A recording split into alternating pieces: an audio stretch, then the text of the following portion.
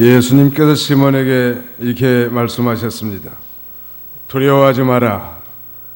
이제부터 너는 사람들을 낚을 것이다.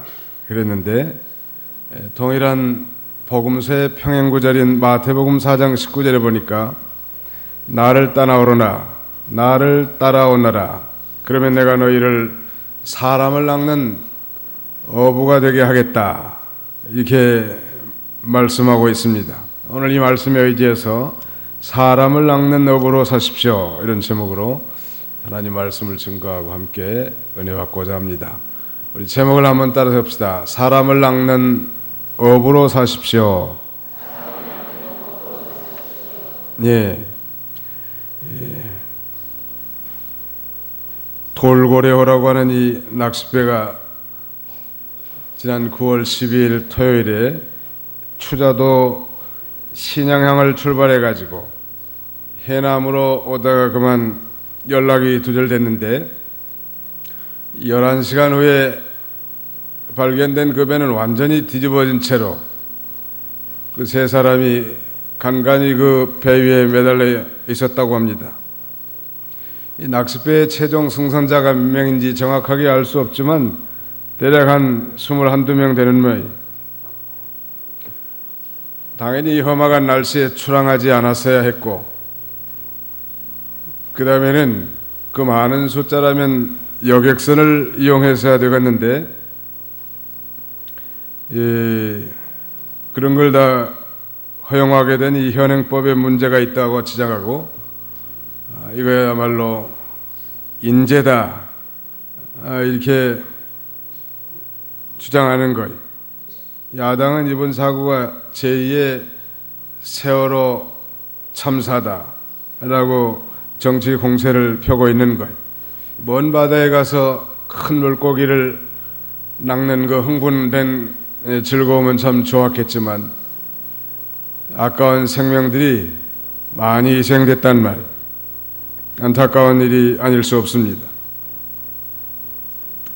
큰 바다에 나가서 대단한 그 물고기를 잡는 거 그것도 일생의 기억에 남을 만하고 귀중한 일이겠지만 오늘 본문에 보니까 예수님께서 이 게네사렛 호숫가에서 배에서 나와서 그물을 씻는 어부들에게 말씀을 가르치기 위해서 그 중에 하나 이 시몬 베드로의 배에 오르셨습니다. 그리고 이제 말씀의 강론을 마치시고 시몬 베드로에게 깊은 데로 나가서 그물을 내려 고기를 잡으라고 말씀하시는 거예요. 거기 한번 4절부터 좀 읽으시기 바랍니다. 예수께서 말씀을 마치시고 시몬에게 말씀하시기를 너는 깊은 데로 나가라. 그리고 너희는 그물을 내려 고기를 잡아라 하시니 시몬이 대답하여 말하였다. 선생님, 저희가 밤새도록 수고하였지만 아무것도 잡지 못하였으나 선생님의 말씀을 따라 그물을 내리겠습니다 하고 그대로 하니 많은 고깃대가 잡혀서 그들의 그물이 찢어질 지경이었다. 예. 이 말씀을 마치시고 시몬의 배에 오르셔서 예수님께서 밤새 헛그물질하고 빈 그물질하고 허탕친 베드로에게 깊은 데로 가서 그물을 던지라는 거예요.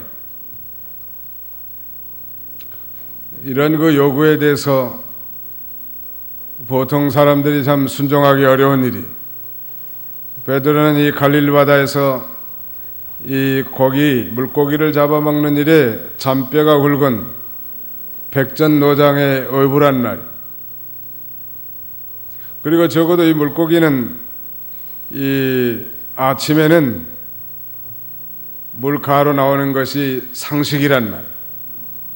이런 상식을 거스리고 또 적어도 예수님보다는 갈릴리 바다의 베테랑은 베드로인데 오늘 베드로는 이렇게 말하죠. 5절에 선생님 저희가 밤새도록 수고했지만 아무것도 잡지 못하였으나 선생님의 말씀을 따라 그물을 내리겠습니다. 그렇게 하고 그대로 하니 6절에 많은 고깃대가 잡혀서 그들의 그물이 찢어질 지경이 되었다. 그리고 이제 얼마나 많이 잡혔던지 동료들을 불러서 그 배까지 2배에 가득 채웠는데 배가 잠길 정도가 됐다고 했습니다. 한마디로 말하면 대성공을 거둔 거죠. 그렇다면 이 밤새도록 온 갈릴리 바다를 샅샅이 뒤진 거의 고기가 있을 만한 것은 다 그물을 던져봤겠는데, 그럼에도 불구하고 허탕쳤는데 왜 이렇게 많은 물고기 떼가 잡혔을까? 뿐만 아니라 지금 고기잡이를 마치고 아침에 이제 그물을 씻는 이 아침 시간에는 이 물고기들이 다 얕은 바닷가로 나오는 게 상례인데, 깊은 바다에 그물을 던졌는데 이 많은 고기가 잡혔냔 말이에요. 이런 이 기초상식을 뒤엎는 이 엄청난 고깃대는 도대체 어디서 출현했는가? 우리가 다 배우고 듣고 아는 사항이지만, 바로 예수님은, 하나님은 하늘과 땅 그리고 바다의 주인이시란 말, 천지의 대주제이신 창조자이시기 때문에 예수님께서 바로 자신의 말에 순종해서 깊은 바다에 그물을 던진 베드로의 그물에다가 물고기 떼를 보내가지고 베드로의 그물에 걸리게 만든 것입니다. 그들은 다만 그들이 한 것은 이 자기들의 이 상식적인 생각을 버리고 예수님의 말씀에 순종한 것밖에 없는 거예요. 오늘 우리 번역본에는 분명히 물고기 떼라고 했습니다. 고기들은 대개 떼를 지어 다니는데 그 고깃대의 방향을 주장하실 수 있는 분은 예수님이에요. 여러분 믿으시기 바랍니다. 우리 주님은 불가능한 것이 없단 말이에요. 요새로 말하자면 하나님 말씀대로 순종해서 하니까 장사가 안 될 곳인데도 불구하고 이 장사가 안 될 것 같은 그런 곳에서 장사가 잘 되고, 또 교회도 전혀 부흥하지 못할 그런 장소인데 차고 넘치도록 부흥한 그런 원리와 같은 거예요. 베드로는 다만 말씀에 의지해서 순종해가지고 대성공을 거둔 것입니다. 도대체 우리 주님께서는 무슨 목적으로 베드로 하여금 인간 지각에 뛰어난 기적적인 체험을 하게 하셨을까? 우리는 주님이 베드로를 찾아가 이 성공적인 기적을 베풀어 주신 분명한 목적을 바로 알아야 합니다. 오늘 본문 10절을 보실까요? 10절을 읽으시기 바랍니다. 또 세베대의 아들들로서 시몬의 동료인 야고보와 요한도 역시 놀랐다. 예수께서 시몬에게 말씀하시기를 두려워하지 마라. 이제부터 너는 사람들을 낚을 것이다 하시니. 예, 두려워하지 마라. 이제부터 너는 사람들을 낚을 것이다. 동일한 복음서의 평행 구절 이미 말씀드린 대로 마태복음 4장 19절에 보니까 예수께서 그들에게 말씀하시기를 나를 따라오너라. 그러면 내가 너희를 사람들을 낚는 어부가 되게 하겠다. 그랬단 말이에요. 다시 말씀드리면 이 베드로를 통한 인간 상식에 뛰어난 기적적인 성공이야말로 단순히 물고기를 많이 잡아서 돈 많이 버는 것이 아니라 그걸 통해서 하나님께서는 영혼의 물고기, 즉 사람들 낚는 어부가 되게 하시려고 그 놀라운 기적을 베푸신 거예요. 그렇다면 도대체 오늘 어떤 사람이 진정으로 사람을 낚는 어부, 소위 soul winner로 살 수 있겠는가? 정말 영혼의 낚시꾼으로 살 사람들은 도대체 어떤 사람인가? 오늘 우리 주보 순서지 오늘의 말씀 요약에 3개의 대지로 요약했는데요. 거기를 한번 보시죠. 어떤 사람이 진정으로 사람을 낚는 어부의 인생을 살 수 있을까요? 자, 우리 한번 따라서 봅시다. 예수님의 정체를 발견한 사람, 자기의 정체를 발견한 사람, 자기의 사명을 발견한 사람. 네, 예수님의 정체를 발견한 사람이 진정한 전도자가 될 수 있고 soul winner, 즉 영혼의 낚시꾼이 될 수 있는 것입니다. 오늘 본문에는 분명히 5절에 이렇게 시몬이 대답하죠. 선생님, 저희가 밤새도록 수고했지만 아무것도 잡지 못하였으나 선생님의 말씀을 따라 그물을 내리겠습니다. 적어도 예수 그리스도가 어떤 존재인지, who Jesus is, 예수님이 누구신지를 발견하기 전까지 저들은 예수님을 단순히 선생님, master 혹은 teacher 정도로 알았단 말. 여러분, 교회 안 다닌 사람들 가운데도 예수님이 세계 4대 선생 정도로 아는 사람들이 꽤 있어요. 90년대 후반에 중국 이 동북 삼성 지역으로 선교를 자주 다녔는데, 거기서 이북에서 탈북한 한 이 고등학교 교사를 만난 적이 있습니다. 청진 사범대를 나온 이 젊은 교사는 그 집에 은거에 있다가 우리가 거기서 성경을 학습을 했는데 저하고 면담을 했습니다. 그래서 제가 첫마디에 예수님에 대해서 혹시 들어보셨습니까? 물어보니까 들어본 적은 없고 중고등학교 다닐 때 책에 세계 4대 성인 가운데 한 사람으로 써 있더라고. 그렇게 말했었습니다. 그러나 그 단순한 지식이 자신의 영혼을 구원하는 그런 믿음의 지식은 아니죠. 다만 지식적으로 예수님은 훌륭한 선생님이다, 그런 정도로 아는 거예요. 오늘 이 자리에 앉아 계신 분들 가운데도 정말 예수님이 훌륭한 선지자나 훌륭한 선생님, 위대한 성현 정도로 안다면 예수님의 정체를 아직 모르고 있는 것입니다. 왜냐하면 유대교, 예수님을 인정하지 않는 유대교라든지 무슬림들도 다 예수 그리스도를 훌륭한 선지자로 인정하고 있기 때문이죠. 그렇다면 도대체 베드로는 이 선생님이라고 불렀던 예수 그리스도를 또 다른 표현을 써서 이렇게 말합니다. 거기 8절을 한번 보실까요? 우리 같이 한번 읽어봅시다. 8절 시작. 시몬 베드로가 이것을 보고 예수님의 무릎 앞에 엎드려 말하기를 주님, 제게서 떠나소서, 저는 죄인입니다 하였으니, 이번에는 뭐라고 불러요? 주님, 로드라고 부르는 거예요. 마스터라고 반복했던 그가 주님, 나를 떠나소서, 나는 죄인이로소이다. 주님으로 바뀐 거예요. 주님이라고 하는 것은 당신은 인간의 몸을 입고 이 땅에 오셨지만 하늘과 땅과 바다와 바닷속의 물고기까지 다 주장하시는 창조자 주인이십니다. 그런 말이 말하잖아요. 이렇게 선생이라고 불렀던 베드로가 그 선생이 바로 자신들이 기다렸던 메시아인 사실을 발견했던 것이 분명해 보입니다. 제게 말씀하신 당신은 보통 사람이 아니라 주님이십니다. 천지를 주장하시고 통치하시는 대주제 하나님이십니다 라고 이렇게 고백한 거예요. 그리고 너무 두렵고 너무너무 놀라서 떨린 거예요. 이분은 보통 양반이 아니시구나. 나는 갈릴리 바다에서 일평생 물고기를 잡아먹는 백전노장이고 베테랑인데 자기보다 더 젊은 이 예수 청년이야말로 이분은 하나님이 보내신 그 선지자가 분명하구나. 그걸 깨달은 거예요. 어떻게 목사님 그렇게 단언할 수 있습니까? 라고 반문하실지 모르겠는데, 어느 날 예수님께서 이 가이사라 빌립보에서 이 제자들을 모아놓고 이렇게 질문합니다. 사람들이 나보고 뭐라고 부르더냐? 사람들이 나를 뭐라 하더냐? 누구라 하더냐? 질문했단 말. 그때 제자들이 대답합니다. 사람들이 선생님을 선지자, 큰 선지자 중에 하나라고 합디다.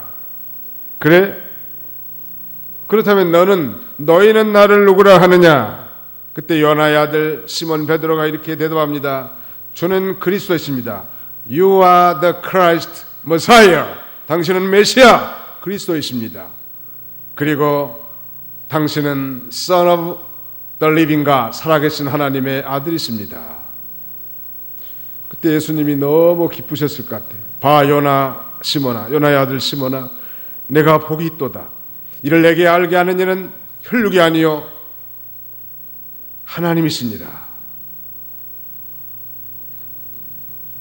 아마 베드로는 이 갈릴리 바다에서 만난 예수님을 선생님에서 주님이라고 부른 것 보니까 그때 바로 예수님의 정체성, 도대체 예수님이 누구신가를 발견했던 것이 분명한 거예요. 이와 같이 오늘날 정말 영혼을 주 앞으로 인도하는 전도자의 인생, 정말 사람을 낚는 어부의 인생, 영혼의 낚시꾼, 소울 위너가 되는 첫 번째 비결이라면 바로 예수님이 누구신가, 이것을 제대로 발견한 사람. 다시 말씀드리면 인격적 체험적으로 예수 그리스도를 영접한 자라야 한다는 거예요. 오늘 저희도 우리의 일생 가운데 사람의 생각에는 불가능하고 어렵게 보였던 일들, 아니 불가능하게 보였던 일들이 성취됐을 때 우리는 그 배후에서 역사하시는 하나님을 발견할 줄 알아야 합니다. 가령 육신의 질병으로 말미암아 의사가 당신은 더 이상 우리 병원에서 치료할 수단이 없습니다 라고 사형 선고를 받았던 사람이 하나님의 은혜와 하나님의 능력으로 고침받고 치료됐다면, 물론 병 치료된 것에 대해서 좋아하고 기뻐해야 되겠지만, 그런 불가능한 일이 기적적인 일로 변화됐을 때 이 일을 행하신 분이 하나님 앞에 우리가 감사해야 될 뿐만 아니라 그 일을 행하신 하나님의 음성에 우리가 귀를 기울일 줄 알아야 된다는 말. 도대체 왜 나를 하나님이 이 불가능한 일을 나를 통해서 가능하게 만드셨는가? 그걸 우리가 깨닫는 것이 중요하고 주님의 음성을 듣는 것이 중요한 거예요. 그날 밤 하나님께서는 갈릴리 바다에서 밤새도록 베드로의 빈 그물질과 고기잡이의 실패를 보셨을 거예요. 그때 당장 찾아오지 아니하고 완전 실패하고 허탈한 심정으로 이제 항구에 도착한 저들이 그물을 씻고 있는 그런 상황에 우리 주님이 찾아가신 거예요. 그리고 그의 실패를 통해서 정말로 예수님이 그리스도시고 천지의 대주제이심을 발견하고 그로 하여금 남은 인생을, 복된 인생, 사람을 낚는 어부의 인생을 살도록 그렇게 인도하신 것입니다. 물론 그 일의 결과가 감사하지 않겠어요? 2배에 가득 차서 잠길 정도가 됐으니 요새말로 표현하자면 그야말로 대박을 친 거예요. 그러나 그보다 더 하나님 자신을 발견하는 것이 더 중요하지 않겠습니까? 그 다음에 두 번째, 영혼의 낚시꾼의 자격이 있다면 자기의 정체를 발견한 사람이, 다시 8절을 보십시오. 시몬 베드로가 이것을 보고 예수님의 무릎 앞에 엎드려 말하기를, 주님, 제게서 떠나소서, 저는 죄인입니다. 저는 죄인입니다. 나는 죄인이로소이다 라고 고백합니다. 이것은 자기의 정체를 발견하는 거예요. 자기가 어떤 존재인지를 발견한 사람, 이런 사람들이 영혼의 낚시꾼이 될 수 있는 것입니다. 예수 그리스도를 인격적으로 만난 사람은 한결같이 자기가 누구인지를, 즉 자신의 정체를 발견하게 되는 거예요. 광명한 빛 앞에 죄인된 자신의 모습을 적나라하게 다 드러나 비춰 보인 거예요. 누구나 하나님을 발견하면 자기 자신이 얼마나 한심하고 비참한 죄인인 것을 깨닫게 되는 거예요. 그러므로 오늘날도 자기가 굉장한 사람인 줄 알고 대단한 의인의식을 갖는다는 것은 교만한 거예요. 왜? 우리는 아담의 범죄로 말미암아 아담과 똑같은 죄를 범하지 않았을지라도 그의 정죄와 유전죄와 우리의 자범죄로 말미암아 영원한 지옥 형벌에 떨어질 비참한 인생들이, wretched man이란 말, 우리는 회복 불가능한 인생, 고장난 시계 같은 인생, 아니 고장난 시계는 시계대 다시 수리공이 고칠 수 없는 상태, 그런 상태로 우리는 출생하는 것입니다. 그걸 아는 것이 중요해요. 그래, 주님을 발견하고 보니까 자신이 그런 모습이더라는 거예요. 성경의 인물 가운데 이사야 선지자는 이제 우시아 왕이 죽었던 그 해, 나라가 정말 국난에 쌓였을 때 하나님 나라가 걱정이 돼서 성전에 나가서 기도하는 가운데 높이 들린 보좌에 앉으신 하나님, 스랍들에 둘려서 호위받으신 그 전능하신 하나님의 보좌를 발견하고 자신을 쳐다보니까 자기가 너무너무 한심한 거예요. 그리고 바른 성경에 이렇게 표현합니다. 화했을 것이다. 내가 망하게 되었다. 나는 입술이 부정한 사람이며 내가 입술이 부정한 백성들 가운데 살면서 내 눈으로 왕이신 만군의 여호와를 보았기 때문이다. 입술이 부정한 자라는 거예요. 아브라함은 소돔 고모라 성의 멸망에 대한 심판에 대한 계시를 받고 하나님 앞에 중보의 기도를 하면서 자신을 티끌이라고 고백하고, 야곱은 지렁이라고 표현되어 있습니다.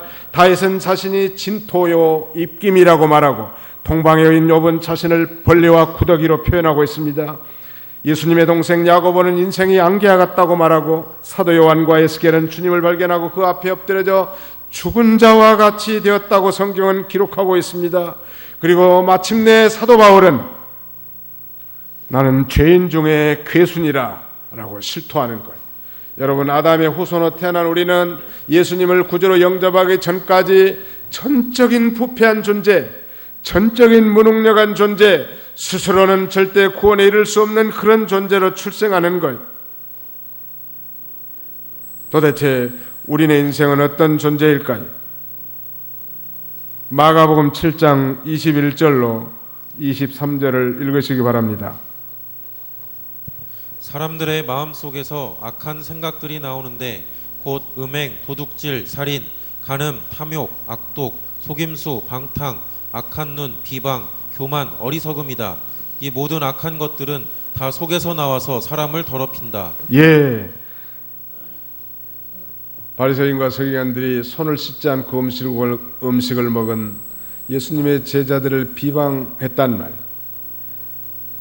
예수님께서 속으로 들어간 것이 사람을 더럽게 한 것이 아니라 오히려 속에서 나온 것이 사람들을 더럽게 한다고 하면서 우리 인생이 어떤 존재인가를 가르쳐 준 거예요.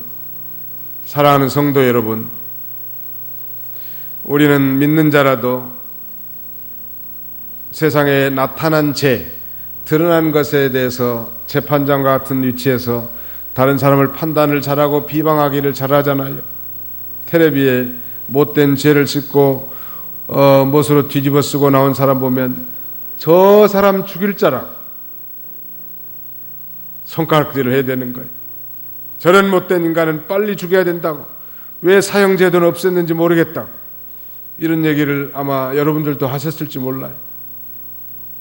그러나 우리 주님은 겉으로 드러난 죄 못지않게 우리 속에 있는 죄가 정말 들보와 같이 큰 것인 것을 우리에게 말씀하시는 거예요. 여러분, 사실 우리 마음속에 있는 게 바깥으로 나온 게 실정법 위반이고 세상의 법에 적용을 받는 건데, 우리 주님은 그 마음에 숨은 동기까지 똑같이 취급하는 거예요.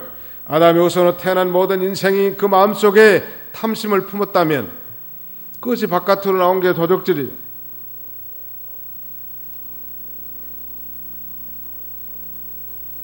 우리 마음속에 음란한 마음이 있었는데 그것이 바깥으로 나온 게 간음이요. 우리 마음속에 미워함이 있었다면 그것이 바깥으로 나온 게 살인이란 말. 엊그저께 김일권이라는 사람이 생면 부지의 여인을 갖다가 죽여가지고 트렁크에 싣고 다니다가 발견돼가지고 잡힌 모양이지. 정가가 20범이라니까 뭐 세상 법으로는 용서받기가 힘들 것 같은데, 그러나 만약 그가 어린 시절에 주일학교 다녔고, 만약에 그가 정말 죄가 무엇인지를 깨달았고, 만약에 그가 예수님이 어떤 분인지를 알았더라면 그런 일을 과연 했겠는가? 우리는 그런 걸 볼 줄 알아야 된단 말이에요. 우리 인간은 태어날 때부터 영혼이 죽은 상태, 하나님과의 영적 관계가 단절된 전적 부패, total depravity, total inability, 즉 전적인 무능력 상태로 출생한 거예요. 그래서 그 죄값으로 영혼이 지옥 갈 그런 존재란 말이에요. 그러므로 우리 자신이 자신의 정체성을 밝히 깨닫는 것이 중요하고, 이 죄인이 구원받을 수 있는 유일한 길은 바로 예수 그리스도밖에 없다는 사실을 깨닫는 게 중요하지 않겠습니까? 로마서 7장 18절로 19절 다시 한번 읽어주세요. 로마서 7장 18절로 19절. 나는 내 속 곧 나의 육체 속에 선한 것이 있지 않다는 것을 안다. 원함은 내게 있으나 선을 행하는 것은 없다. 나는 내가 원하는 선은 행하지 않고 오히려 원하지 않는 악을 행한다. 예, 바울 사도의 탄식에 어라 나는 곤고한 사람이로다. 이 사망의 몸에서 누가 건져내랴. 그리고 이제 로마서 8장에 들어가 보면 이제 그리스도 예수 안에서 생명과 성령의 법이 우리를 하여금 죄와 사망의 법에서 우리를 해방시켰다고 그렇게 고백하지 않습니까? 우리 예수님께서는 죄인을 구원하러 이 세상에 오신 거요. 그래서 죄인들을 찾아가셔서 구원하기를 기뻐하신 것입니다. 우리는 정죄하기를 잘하지만 예수님은 죄인들을 불쌍히 여기시고 구원해 주시기를 기뻐하시는 거예요. 도리어 정죄한 자들을 향해서 내가 이 의인을 부르러 온 것이 아니라 죄인을 불러 오셨다고 말씀하지 않았습니까? 그러므로 우리 자신의 이 정체성을 깨닫는 게 중요하고, 이미 믿는 자라면 그 영혼이 거듭났고 중생했기 때문에 성령을 받았습니다. 그러므로 이제는 다시는 우리 중생한 영이 육체에 죄 있는 본성인 욕심, 즉 부패성을 따라 살지 아니하고 성령의 인도를 따라 살 때 하나님의 뜻을 품고 우리가 거룩한 삶을 살 수 있지만, 그 반대로 중생한 그리스도인이라도 자신의 이 부패성, 죄 있는 본성을 따라 살면 여전히 우리도 죄의 노예로 살 수밖에 없는 것입니다. 마지막 한 가지는 정말 사람을 낚는 어부로 살 수 있는 사람은 어떤 사람인가? 11절을 읽으시기 바랍니다. 11절. 그들이 배들을 육지에 대고 나서 모든 것을 버려두고 예수님을 따랐다. 예, 그들이 배들을 육지에 대고 나서 모든 것을 버려두고 예수님을 따랐다. 예수님이 어떤 분인가를 알고 자신의 정체성을 깨달은 사람들은 이제 인생에 있어서 그렇다면 가장 가치가 있고 보람 있는 일이 무엇인가? 아마 그걸 발견하게 될 것입니다. 다시 말씀드리면 자신이 이제 무엇을 위해서 살아야 될 줄을 알고 주님을 따라가게 되는 거예요. 우리가 주일 오후에는 요한복음을 살펴봅니다만, 요한복음 3장의 니고데모나 제4장의 사마리아 여인이나 제5장의 38년 된 병자가 그들이 예수 그리스도로 말미암은 구원받은 이후에 행한 것은 한결같이 영혼의 낚시꾼, 즉 전도하는 인생을 산 거예요. 누가 시킨 것이 아닙니다. 주님을 발견하고 자신을 발견하고 보니까 내가 해야 될 일이 무엇인가, 가장 우선적인 것이 무엇인가를 깨닫게 된 거예요. 11절에 그들이 배들을 육지에 대고 나서 모든 것을 버려두고 예수님을 따랐다. 다른 성경 평행구절에 보면 배와 그물 그리고 그 부친을 놓고 다 떠났다고 했는데, 모든 것을 버리고 따랐다고 하는 것은 가령 어떤 사람이 소명을 받아서 신학교를 가려고 하는데 모든 가족도 다 버려버리고, 아니 재산은 다 팔아서 교회에다 연보하고 신학교를 간 것이라는 뜻이 아니고, 우리 주님을 따라가는 일을 우선으로 하고 그 모든 일들을 뒤로 놨다고 하는 그런 순서적인 의미, priority, 즉 우선권의 문제라고 할 수 있겠습니다. 왜? 그것이 가장 가치가 있고 그것이 가장 보람 있고 그것은 영원히 남아있는 일이기 때문에 그 일을 따라가는 거예요. 베드로의 일행들은 일평생 고기를 쫓아 낡은 배를 쳐서 기온 그물을 던지면서 남북 22.4km, 동서 14.4km의 광활한 갈릴리 호수 여기저기를 부지런히 다녔던 그들이었습니다. 그들의 웃음도 고기요, 그들의 울음도 고기였습니다. 먹고 살기 위해서 온통 그들의 머릿속에는 고기밖에 없었습니다. 아마 고기를 많이 잡는 날은 흐뭇했을 거지만 빈탕 치고 돌아온 날은 정말 허탈했을 거고 그 가족들 보기에도 민망했을 거예요. 고기가 저들의 인생의 전부였는데 그런 그에게 예수님은 자신의 정체성을 다 드러내게 하시고 인간이 어떤 존재인가를 깨닫게 하고 우리가 가장 우선적으로 해야 될 일이 무엇인가를 발견하게 한 거예요. 워싱턴에서 목회하는데 최동옥 집사님이라는 분이 계신데 그분은 그 소위 오토바디샵, 우리식으로 말하자면 자동차 카센터를 하신 분, 동생하고 같이 하는데 그 동생이 낚시를 좋아해가지고 버지니아 비치에서 배 타고 한 4시간을 가면 대서양 가가지고 낚시질을 하는 걸 즐긴다는 거예요. 어느 날은 그야말로 대어를 낚고 와서, 그러니까 한 50파운드짜리를 낚고 왔더라고. 50파운드면 얼마예요? 몇 킬로예요? 50파운드 몇 킬로예요? 계산해 본 적이 없죠? 아무도 상당할 거라. 교인들 가운데 한 사택으로 60명을 초대해가지고 그것을 해를 떠서 먹는데 먹어도 또 남더라고. 얼마나 고기가 큰지. 근데 그 엄청난 큰 고기, 보기만 해도 좀 징그러워 사람 같아가지고.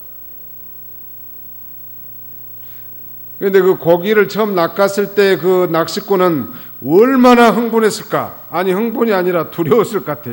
너무너무 끌어올리는 그 고기가 너무 컸기 때문에.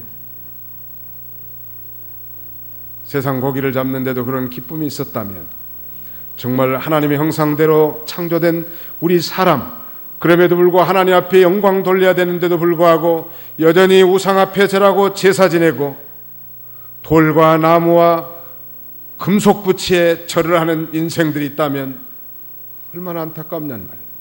저들에게 복음을 증거해서 우리 하나님 앞으로 인도하는 그 영혼의 낚시꾼의 그 기쁨이야말로 세상에 50파운드짜리 물고기를 낚시한 것보다 비교할 수 있겠습니까? 사랑하는 성도 여러분, 오늘 우리 10월 18일 셋째 주일에 한 생명을 하나님께로 인도하는 그 위대한 생명의 축제에 여러분 대여를 하나씩 낚고 오시기 바랍니다. 그래서 정말 우리 하나님의 위대한 역사를 체험하고 자신의 신앙이 다시 회복이 되고 하나님 앞에 영광을 돌리는 이런 복된 축제의 시간이 다 되시기를 주님의 이름으로 축원하는 바입니다. 이제 기도하겠습니다. 살아계신 우리 아버지 하나님, 감사합니다.